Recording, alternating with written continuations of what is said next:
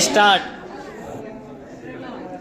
आज भारतीय राजनीति में फैले भ्रष्टाचार और उच्च संवैधानिक पदों के लिए नेताओं के बीच मची होड़ को देखकर यह विश्वास नहीं होता कि देश ने कभी किसी ऐसे महापुरुष को भी देखा होगा जिसने अपनी जीत की पूर्ण संभावना के बाद भी यह कहा हो कि यदि एक व्यक्ति भी मेरे विरोध में हुआ तो उस स्थिति में मैं प्रधानमंत्री बनना नहीं चाहूँगा।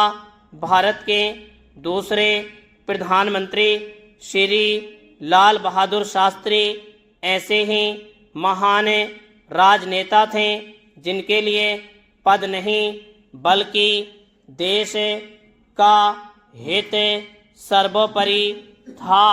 27 मई 1964 को प्रथम प्रधानमंत्री पंडित जवाहरलाल नेहरू की मृत्यु के बाद देश को साहस एवं निर्भीकता के साथ नेतृत्व करने वाले नेता की ज़रूरत थी।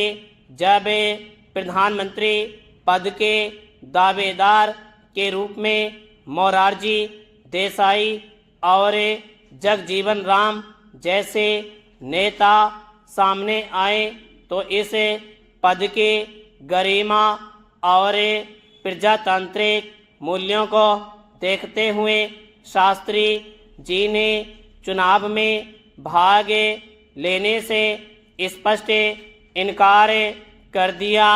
अंततः कांग्रेस के तत्कालीन अध्यक्ष कामराज ने कांग्रेस की एक बैठक बुलाई जिसमें शास्त्री जी को समर्थन देने की बात की गई और 2 जून 1964 को कांग्रेस के संसदीय दल ने सर्वसम्मति से उन्हें अपना नेता स्वीकार किया।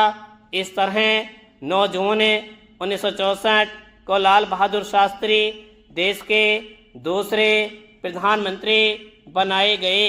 लाल बहादुर शास्त्री का जन्म 2 अक्टूबर 1904 को उत्तर प्रदेश के बनारस जिले में स्थित मुगल सराय नामक गांव में हुआ था। उनके पिता श्री शारदा प्रसाद एक शिक्षक थे जो शास्त्री जी के जन्म के केवल 1.5 वर्ष बाद स्वर्ग सिधार गए।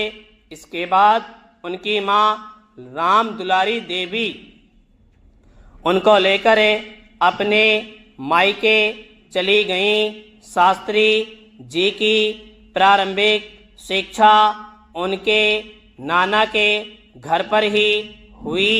पिता की मृत्यु के बाद उनके घर की माली हालत अच्छी नहीं थी। ऊपर से उनका स्कूल गंगा नदी के उस पार स्थित था। नाव से नदी पार करने के लिए उनके पास थोड़े से पैसे भी नहीं होते थे। ऐसी परिस्थिति में कोई दूसरा होता तो अवश्य अपनी पढ़ाई छोड़ देता, किंतु शास्त्री जी ने हार नहीं मानी। वे स्कूल जाने के लिए तैर कर गंगा नदी पार करते थे। इस तरह कठिनाइयों से लड़ते हुए 6ठी कक्षा उत्तीर्ण करने के बाद आगे की पढ़ाई के लिए वे अपने मौसा के पास चले गए। 1920 ईस्वी में गांधी जी के असहयोग आंदोलन में भाग लेने के लिए उन्होंने अपनी पढ़ाई छोड़ दी, किंतु बाद में